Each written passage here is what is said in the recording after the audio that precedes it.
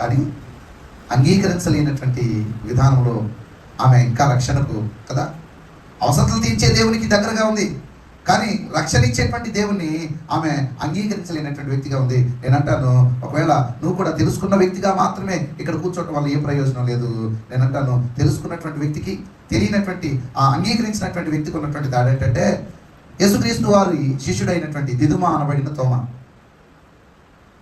యేసుక్రీస్తు వారు పునరుద్ధానుడయ్యాడని స్త్రీలు చెప్పినటువంటి సమాచారాన్ని బట్టి అపోస్తులు లేదా మిగిలినటువంటి 10 మంది శిష్యులు ఆయన పునరుద్ధాన అనుభవం గురించినటువంటి సాక్ష్యాన్ని లేదా ప్రత్యక్షంగా ఆయన చూచినటువంటి వారి నేత్రాలను బట్టి వారు నమ్మిన వాస్తవం ఏంటంటే, యేసుక్రీస్తు వారు పునరుద్ధానుడై 3వ దినాన మరణంలో నుంచి తిరిగి లేచాడు.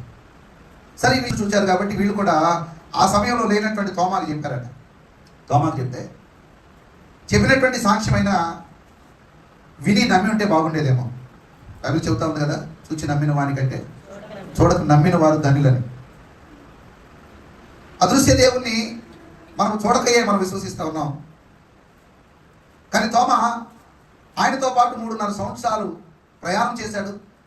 అంత మాత్రమే కాదు, ఆయన సిలువకు అప్పగించబడక ముందు చాలా సందర్భాల్లో చెప్పాడు, ఆయన అప్పగించబడి శ్రమపడి ఆయన మరణించి 3వ దినమున తిరిగి లేచుట అగత్యమని ఆయన చెప్పినప్పటికీ కూడా ఆయన పునరుద్ధానాన్ని నమ్మనటువంటి వ్యక్తిగా, పునరుద్ధానుడై తిరిగి లేచిన ఆయన శిష్యులకు కనబడ్డాడు అనేటువంటి విషయాన్ని వాడు సాక్షాత్తంగా చెప్తా ఉన్నప్పటికీ కూడా నేను నమ్మనే, చెప్పండి, నేను నమ్మనే